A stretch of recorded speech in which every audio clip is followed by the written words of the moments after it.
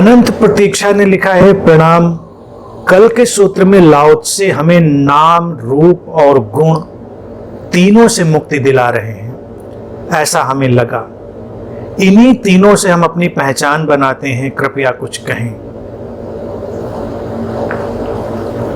नाम, रूप और गुण।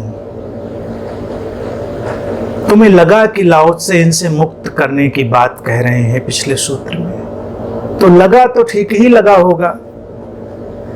बस बात समझें, ये नाम, रूप और गुण ये हमको बांधने वाले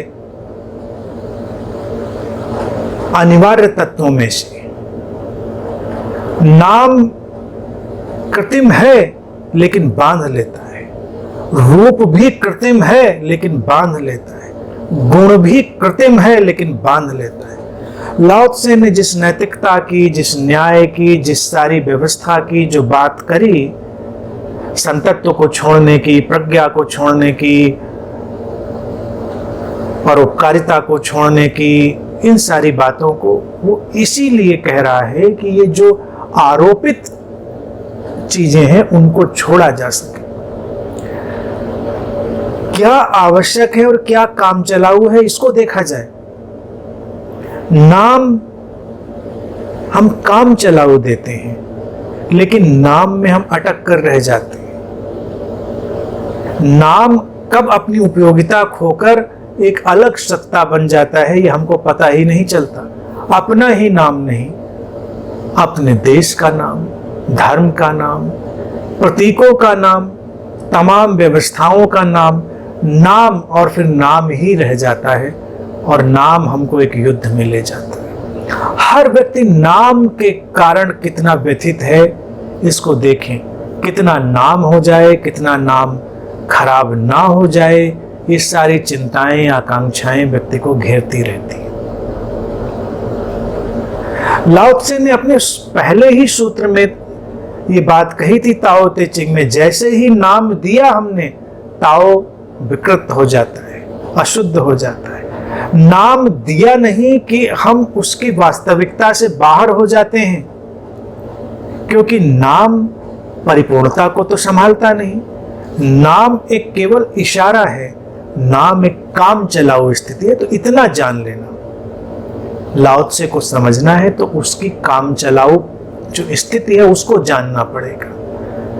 रहा सवाल रूप का, रूप केवल वही नहीं है जो किसी के शरीर सौष्ठव में दिखता है, रूप यही नहीं है जो चेहरे में दिखता है।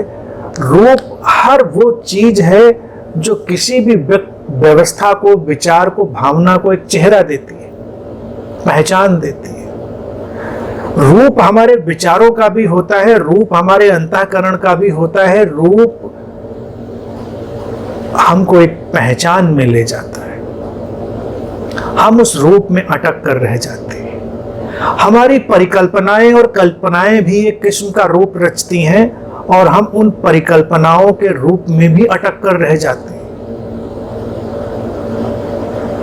रूप अर्थात जो सामने दिखता है, जिससे हम रूबरू होते हैं, जो हमारी पकड़ में आता है, वो रूप है। रूप तो एक व्यापकता की तरह हमारे चारों तरफ फैल जाता है।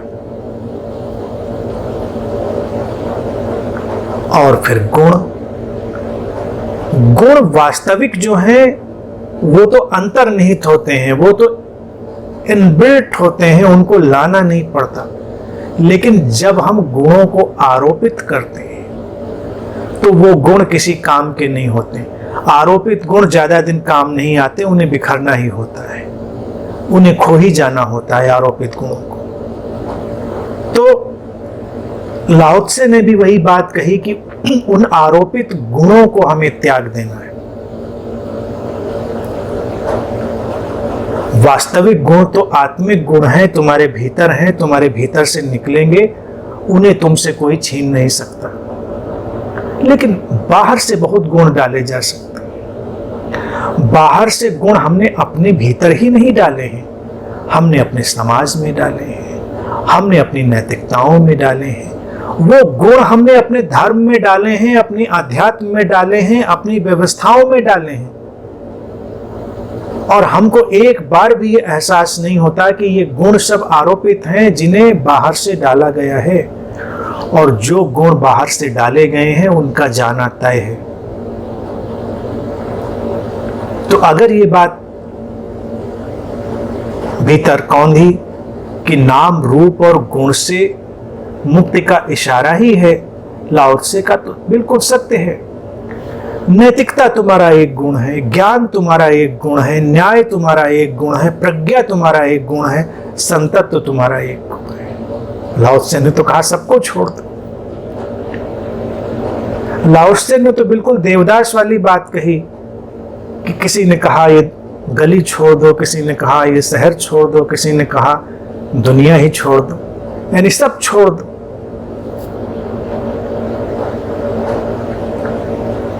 जब छोड़ पाएंगे ये सब तो वो उभरेगा जो वास्तविक है। किसी की नैतिकताएं हैं वो हमको गुण की तरह जान पड़ती हैं, लेकिन क्या वो वास्तविक गुण है? लाओ त्से ने सबसे बड़ी चोट तो सूत्र में यही करी कि अपने संतत्व को त्याग दो, क्योंकि संतत्व की उपलब्धि में तो हर कोई लगा है। क्योंकि हर कोई कहेगा ठीक है, बड़ा नेता होना छोड़ दो, बड़ा अभिनेता होना छोड़ दो, सब छोड़ दो, लेकिन संत तो होना है। लाओ त्से कहता है संत होना भी तुम्हारा ही आरोपित एक गुण है, क्योंकि संत का अभी तुम्हें तो कुछ पता ही नहीं कि क्या होता है संत। जब तुम्हें पता नहीं कि क्या होता है संत, तो तुम संत की एक धारणा बनाओगे, संत में अपना गुण डालोगे, अपने फ्लेवर का संत तुम बनाओगे। हर संत तुम्हारी अपनी पसंद के फ्लेवर की आइसक्रीम की तरह होती है। वो तुम्हारी पसंद का फ्लेवर है जो तुमको पसंद है। सचमुच में वो फ्लेवर उतना अच्छा है, सबको अच्छा लगता है, कोई जरूरी नहीं। और फिर संतों की भी अपनी परेशानी, कोई फ्लेवर उनको पसंद आ जाए तो पूरी दुनिया को वही फ्लेवर खिलाना चाहते हैं। लाओ त्से कहता ऐसे नहीं है, ये आरोपित गुणों का एक माया जाल है, एक इल्यूजन है। संत अपनी सहजता और सरलता में स्थित होता है, और वो सरलता और सहजता ऑल इंक्लूसिव होती है, सर्वग्राही होती है, जिसमें इतनी अनंत संभावनाएं होती हैं जिनके बारे में सोचना, परिकल्पना करना सीमित मन के लिए संभव नहीं है। इसीलिए किसी भी नाम रूप और गुण से जो अटकाव है वो केवल सीमित मन से निकलकर फैला हुआ एक अटकाव है। तो वस्तुतः हमको हमारी सीमाओं से मुक्त करने का ये आवाहन है। ये हमें हमारी जो कैद है, हमने ही जो रची है, उससे मुक्त करने की एक पुकार है।